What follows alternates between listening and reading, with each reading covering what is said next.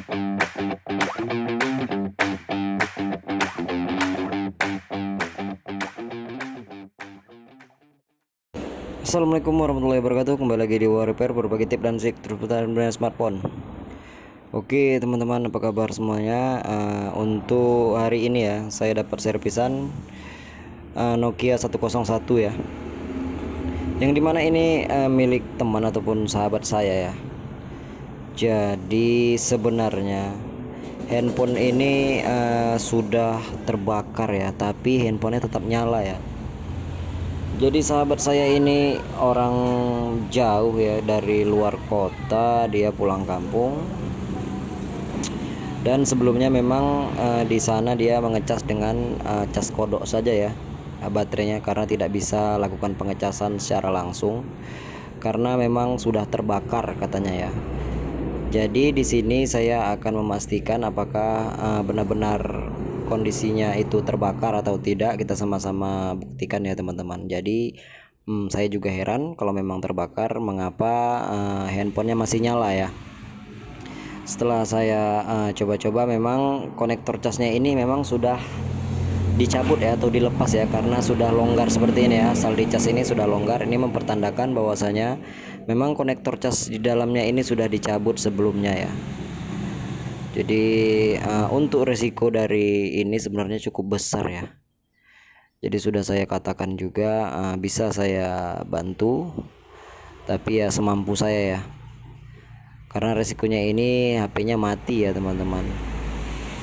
Saya bilang itu kepada pemiliknya, teman saya. Setelah saya cek, saya bongkar, dan ternyata benar ya teman-teman, kondisinya itu cukup mengerikan ya. Memang sudah terbakar, dan teman-teman bisa lihat nantinya ya, sudah terbakar di jalur pengecasannya ya.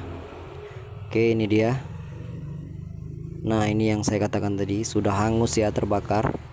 Nah, seperti itu. Konektor casnya sudah dicabut, dan yang membuat saya heran kenapa ini bisa terbakar ya. Nah, seperti itu kondisinya.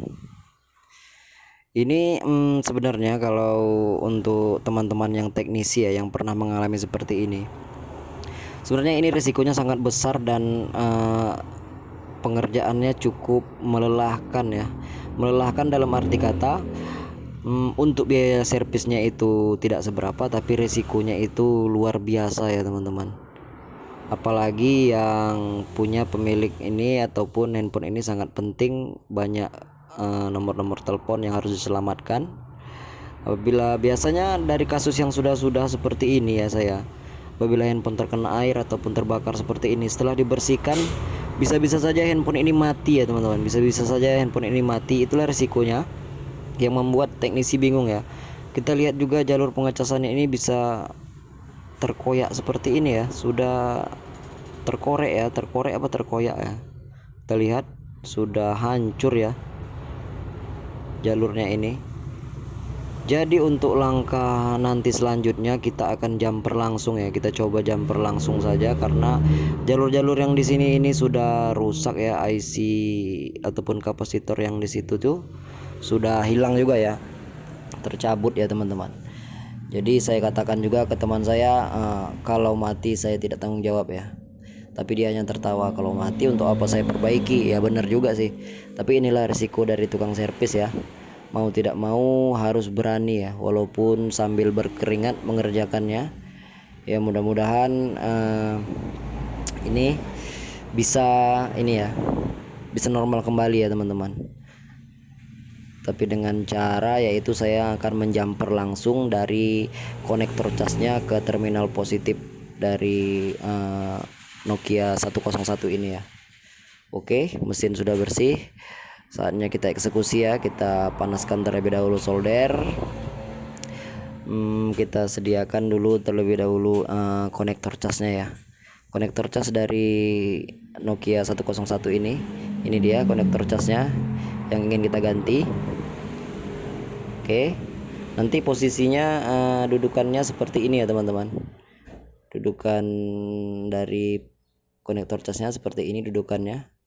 Tepatkan di lubangnya seperti ini ya. Nah ini sebenarnya nantinya jadinya.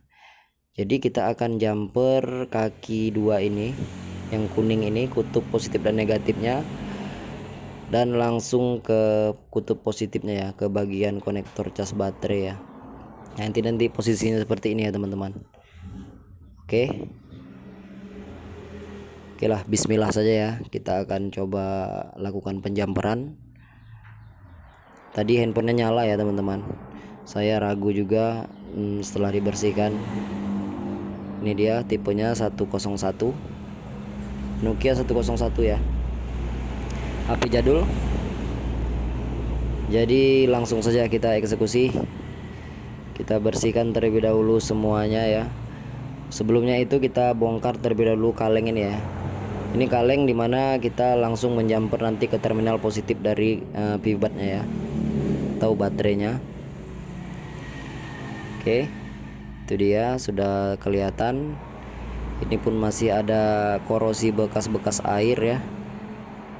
Semoga nantinya tidak ada terjadi apa-apa ya, ataupun mati ataupun ngeblank ataupun apalah ya, mudah-mudahan tidak ada, agar bisa membantu handphone ini bisa normal kembali dan untuk komunikasi dia ya. Oke, kita lakukan penjamperan terlebih dahulu dari kutub positif dan negatifnya ya. Jadi untuk positif dan negatifnya itu cukup mudah dari Nokia ini ya. Kalau kutub negatifnya itu sudah pasti itu ground ya, di badan ya.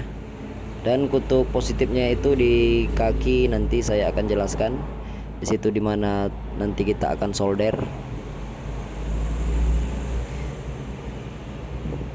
Sebenarnya jujur, kalau bukan teman saya sudah menolak ini ya teman-teman, karena dari kasus yang pernah saya tangani, kasus Nokia seperti ini, seperti masuk air, itu resikonya cukup besar ya. Nih di positif ini ya, di kutub ini ya, nanti ya kita akan solder, kita akan jumper ya. Oke, kita sambung lagi resikonya tadi.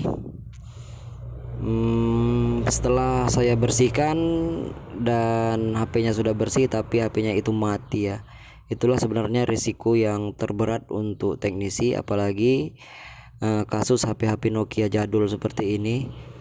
Walaupun harganya tidak seberapa, tapi yang terpenting itu di dalam kontak ataupun nomor-nomor yang ada di dalam ini sangat penting bagi pemiliknya ya. Itu yang harus kita pikirkan, dan itu juga menjadi resiko apabila handphone ini mati ya. Oke, dah seperti ini dia. Setelah kita jumper, teman-teman bisa lihat ini dia jumperannya ya. Setelah jumper kita akan coba tutup langsung. Nah ini dia seperti ini posisinya. Jadi kita akan tutup langsung Nokia ini ya. Yang pendek itu di jalur negatif ya, ataupun ground, dan yang panjang itu di jalur positifnya. Oke, kita pasangkan handphone ini terlebih dahulu di casingnya ya, agar lebih mudah kita melakukan pengecasan. Dan kita coba pasangkan baterainya, apakah ini bisa nyala atau tidak ya teman-teman. Bismillahirrahmanirrahim. Mudah-mudahan handphonenya bisa mengecas ya, dan bisa hidup yang pastinya ya. Kalau tidak bisa mengecas tapi dia hidup ya, itu tidak berisiko sekali, karena memang awalnya itu tidak bisa mengecas ya. Tapi kalau tidak bisa mengecas dan tidak bisa nyala, waduh, alhamdulillah handphonenya nyala ya, melakukan pengecasan dengan normal nih teman-teman. Jadi saya mengelap keringat dulu lah ya. Kita coba nyalakan, apakah bisa tampil ke menu. Alhamdulillah sedang mengisi ya teman-teman.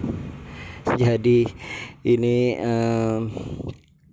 suatu pekerjaan yang rumit ya teman-teman. Harganya bersahabat tapi risikonya serasa kiamat ya. Kalau tidak hati-hati ya bisa mati total ini handphone jadul seperti ini ya. Oke, ini akan saya jelaskan dari mana kemana titik penjamperannya. Untuk kutub positif ini dia di kaki ini ya. di kaki ini kita langsung jumper dari ini kutub positifnya, langsung jumper ke kutub positif dari konektor cas ya. Sedangkan yang pendek itu ground ya, ataupun negatif. Ground itu ya di badan ya, bisa kita tempelkan di kuningan itu. Oke. Jadi kasus servis Nokia 101 yang terbakar akibat pengecasan sudah selesai dan sudah normal. Itu akan saya perbaiki lagi nantinya agar kuningannya itu tidak lengket-lengket ke komponen lainnya ya, menggunakan selasi ban. Jadi tutorial ini semoga bermanfaat. Ini saya akan benerin nantinya agar tidak ada korslet nantinya ya. Ini kabel-kabel jumperan ini. Oke, ini akan saya benarkan. Sekali lagi saya ucapkan terima kasih. Assalamualaikum warahmatullahi wabarakatuh.